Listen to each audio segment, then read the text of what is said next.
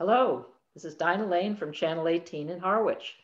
I'm here today with John Bonanni, who is the founding editor of the Cape Cod Poetry Review. And I was not familiar with this at all, and I'm very excited to learn a lot about it today. Hello, John, how are you? I'm doing well. Thank you for having me, Dinah.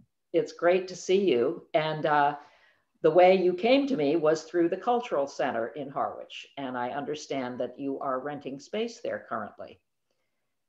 Right. Yeah. I'm in Studio AO2, which is within the creative suite of some other visual artists, one candle maker, and also like a meditative, I'm blanking on it right now, but it's kind of like a maze. Is it the labyrinth?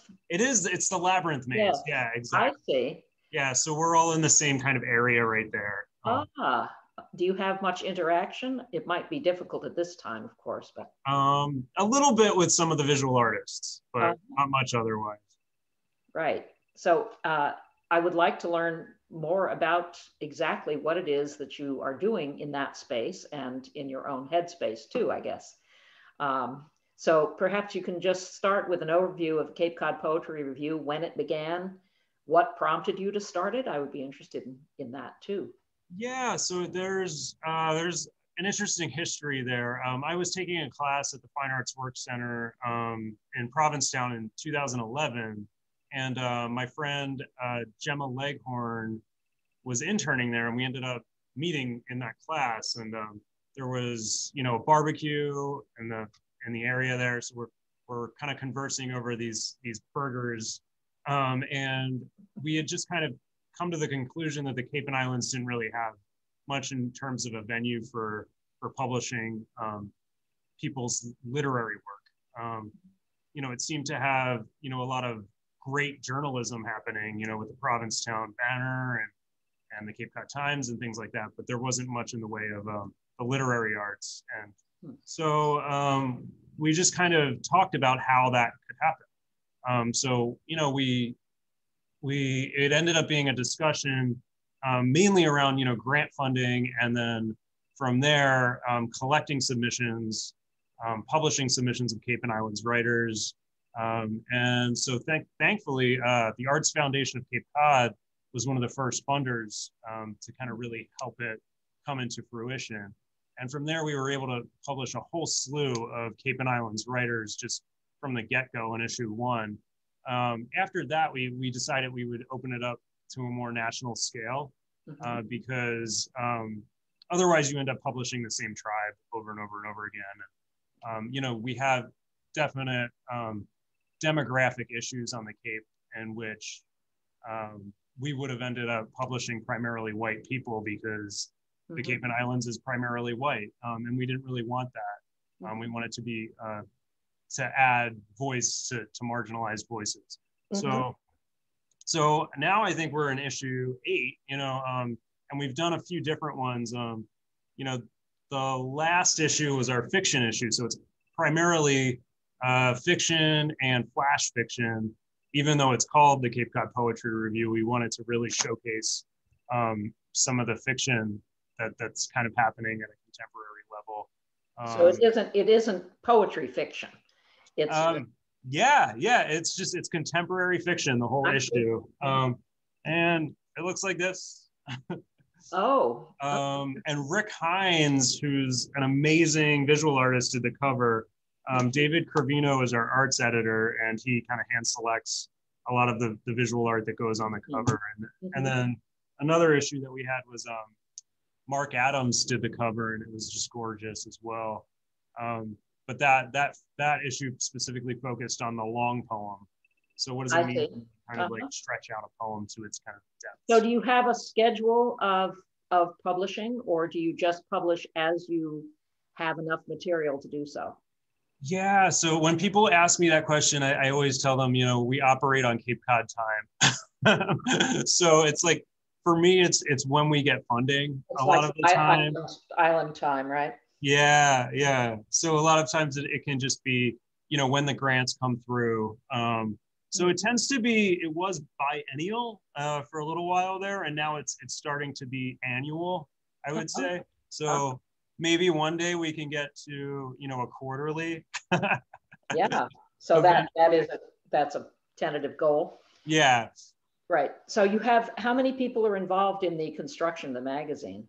Yeah, so it's myself, it's David Cravino, who is the arts editor, and Maddie Walters, who I met at the Cape Cod Writers Center, has since really helped out with the proofreading and the editing and the design work, and and Corey Fahrenkopf was our fiction editor.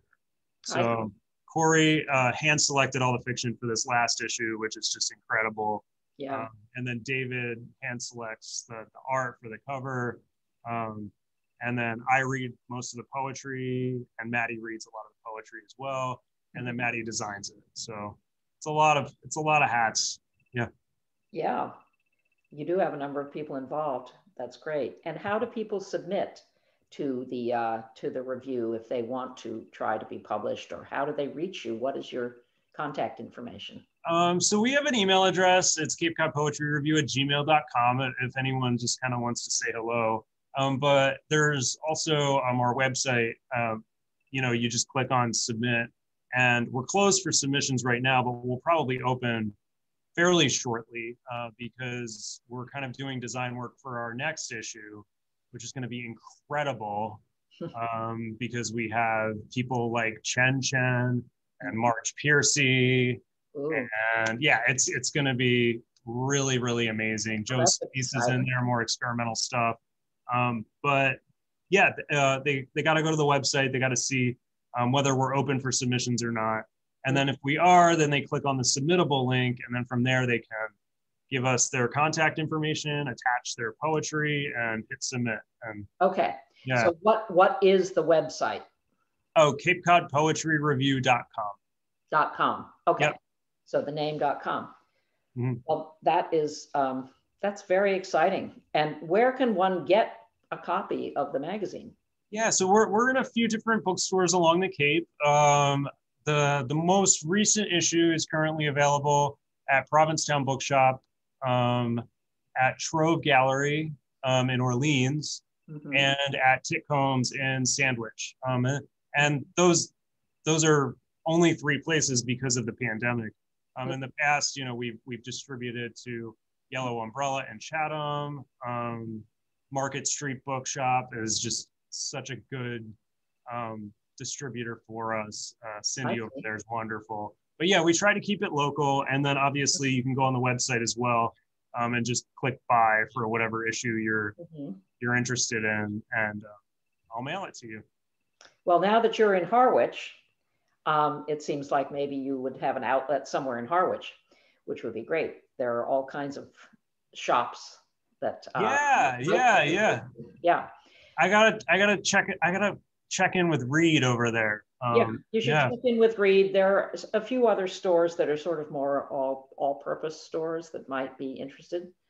Right. I'm thinking about the general store. Have you been in there? The newish general store in the last couple of years in Harwich Port? Not yet. Not yet. I have interviewed them, and they have a nice shop, and they often sell books too. So they have an interesting variety of things. So you might try them. Yeah. It would be nice to connect up with more Harwich people. Yeah. So speaking of which, you were saying that you would like to try to run some classes, perhaps from your studio there at the Cultural Center. Yeah. So something I did last year during the pandemic, when the pandemic first hit, you know, everyone that I was talking to was really distraught over unemployment and you know, financial worry. So what I ended up doing was I ran a free class that was all online, using, you know, Google Classroom as a platform, and then also Zoom, kind of informal Zoom meetings. And I ran that just directly from my home before I had the studio at the Harwich Cultural Center. So I'd like to kind of continue that and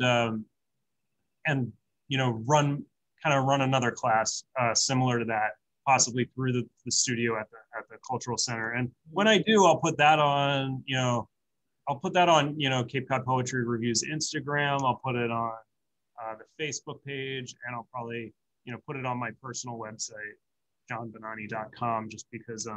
So that's how people will find out about it. Yeah, we'll spread it through social, and hopefully enough people will find out about it. And the Cultural Center also has its own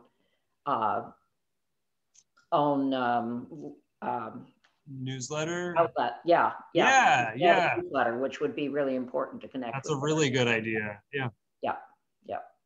So and they have a website too, so that would be good. Well, this is exciting to know that you're here so close by, and it looks like a wonderful product. I would love to pick up a copy. Yeah, we'll get one to you for sure. Okay. Yeah. Well, it's been great. Do you have anything else you would like to say before we close? Just, I think that during times like these, people seem to be connecting more with poetry. And I think there's a reason for that. So when you can in your life, support poetry and do the best you can to do that. It doesn't have to be my journal, but there's thousands of other literary journals out there that are looking for support, and any way that we can do that, we should. And any time you can encourage a young person to read a poem, maybe start with something contemporary. You don't have to start with Blake. You can start with Terrence Hayes. Amanda Gorman. Yeah, exactly. Yeah. Well, that's really exciting. And thank you so much for coming on and talking with us. Thanks for having me, Dinah. I'm sure people will be very interested. So, okay. Well, this is Dinah Lane for Channel 18. Thanks so much.